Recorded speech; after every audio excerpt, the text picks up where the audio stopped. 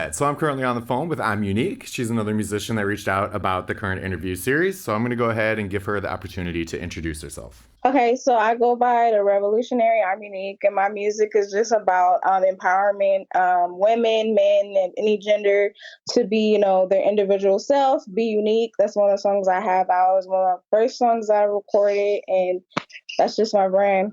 Awesome. So I always like to start at the beginning, and it sounds like you kind of have a powerful message, so I expect there's a lot of backstory to it. How did you first find music, and what about it was really important to you and really connected with you? Well, I started doing music. My mom, I'm self taught, so my mom taught me how to sing. So ever since that, I've always loved music and appreciated it for what it was and what it can, put a message out to people. So that's just kind of how I got into music. Okay, so she was kind of your mentor, teaching you the basics of singing and everything. Was there any sort of like instrumentation involved in that? No, not at all. It was just singing. And did you do like choir in school at all? I grew up singing in the church, so that kind of Okay. helped as well. Yeah, sure, definitely.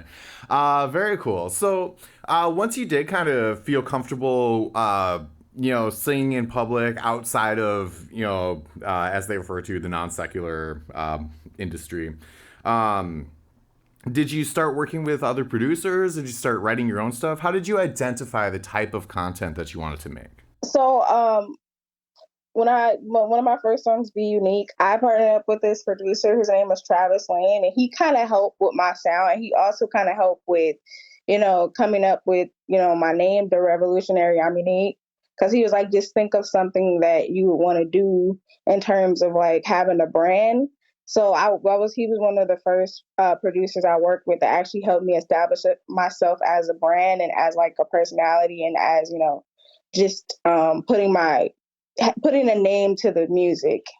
Okay, and so how long have you been working with him? Or I suppose, are you still working with him? No, I'm not. I can work with anybody right now. I live in Moreno Valley, so I'm working with like these producers, which they're kind of helping my sound as well. But yeah, I'm not working with him. I worked with him with one project, and that was Be Unique, and then Mhm. you know I kind of wanted to start venturing out to other producers and stuff like that. Okay. And so what was kind of your process of going from, learning to sing, knowing that that's what you wanted to do, to finding a producer to start working with? Was it just purely over the internet? You looked at some wanted ads for female singers? Kind of describe the step you took to get there. Well, before I was kind of being like lackluster with music. Like I wasn't, recording. I knew I could sing and I was singing, but I wasn't doing that. So my mom kind of had met him. And then, he heard that I could sing and he was like, gotta record this song. So for like a year and a half, I was literally, I had writer's block until he was just like, just think of something like your name's I'm unique, just make a song that make that is about like you being unique and people being unique, and then that's when I just started. I wrote right then and there the song. I had wrote it before, but then when I got in the session, I really wrote the rest of it, and that's just how it came about. So it was kind of like I got into music, and like that opportunity helped me get out there in terms of like releasing music and stuff like that. Okay. And then kind of describe the background behind the message of empowerment, because you said it's very broad in nature. You said it's for women, men. Yeah. So kind of describe what type of empowerment and what the exact message is. Okay, so the message is gonna be like, I have this thing called Beyond the Standard, which means basically, good weird in terms of like being quirky and being yourself. I've always been like kind of the weird person, the oddball when I was like growing up in school. So that's kind of sort of what that goes into, and it's also like different types of empowerment in terms of injustices as well that happen to like people of color. and then just like shining a light on the injustices that happen, also things that I could put in my community to make it better. So sort of that. Okay, so it's a very like social equity type empowerment message. Yes, yes. Awesome. Along those lines, let's take a look at where you are now. What type of stuff you're working on, and how did you find the people that you're working with now? Um, well, I mean, I just searched them up, and then I wasn't expecting to, because when you're going and looking for producers, they sometimes they're just, let me get this work done. So they were actually, interested in helping my sound, helping me record, and just finding different ways to like work my voice. Right now I have a song out called Buffet, and it's kind of more of like a sexual song, but it's a newer sound that I'm doing. So that just came out earlier this month. So that's what I'm working on right now. Okay, and is that the same type of scenario? You're working with a producer that's making the music and then having you come in to do the vocals?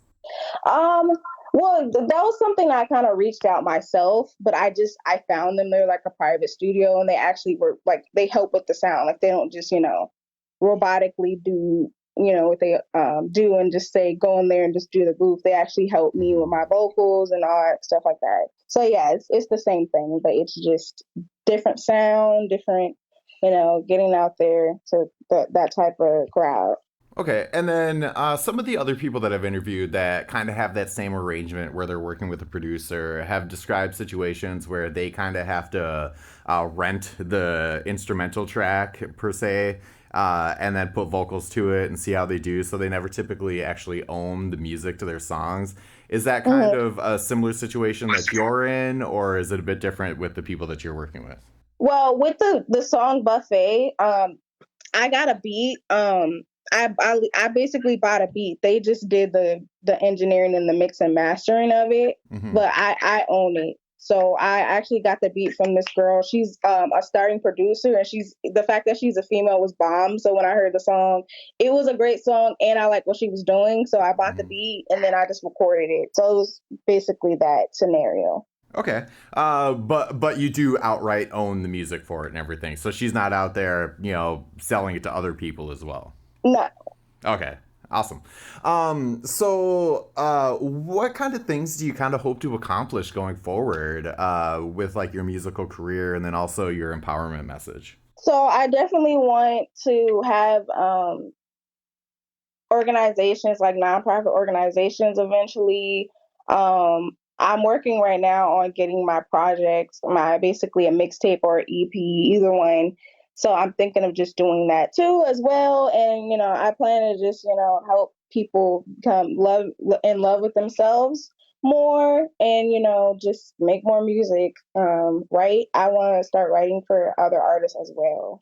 Okay, so down the line, do you see yourself kind of being more of like a lyricist, session writer kind of person rather than fronting your own project?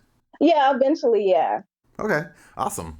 Um, have you kind of stepped into that whole marketplace at all, where you've started trying to pitch your own, like, what's the word I'm looking for? Your own personal creations, kind of thing? Like in terms of writing for people. Yes, yes.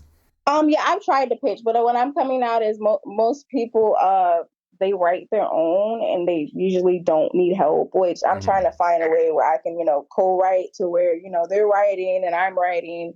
But yeah, I Sure. pitched out there. But right now I want to establish myself as a brand, so then I can be, respected, and then I can get into that more. But that's definitely something that I'm pitching right now, yes. Sure, absolutely. And since you kind of touched base on the whole establishing yourself as a brand, so are you also very active on like Instagram, TikTok, and all sorts of social media, like essentially selling your personality? Yes. That's kind of one thing that I always kind of talk about throughout these interviews is about how that kind of landscape is changing, where people that consume music and listen to music are becoming much more capable to find the types of personalities that they more closely resonate with, rather than being fed the whole top 40 type thing. Yeah, of course. Awesome. So, what are some of your favorite memories that have happened to you surrounding music, whether it be, recording or seeing a show that was inspirational? Definitely I love the aspect of when I recorded Be Unique, and my producer was like helping me, and he's like giving me words, and he's like, say this, say I'm unique, be unique. And I like that experience, as well as I like performing. I had a recent performance earlier this year where it was a small crowd, but I was still doing my thing, and it was good vibes. Awesome. So, what are the social media links where people can find you and listen to you and check out what you're doing? Okay, so for Spotify, it's gonna be just I'm unique. Um, and I have all my songs there. Apple Music, iTunes. My Instagram is the Revolutionary I'm Unique, so it's gonna be DARVOLUTIONARY, and then I'm Unique, IMUNIQUE. And then my Facebook is gonna be just I'm Unique Stevens. What am I missing? Yeah, and then that's it. And then yeah, TikTok should be the same as my Instagram. Yeah. Okay, sure. And so I always like to give the person that I'm interviewing the opportunity to put out their last word. So just a message that, you feel you resonate with. Um, let's see. Be unique. If you got it, gonna flaunt it. That's on my song. So yeah.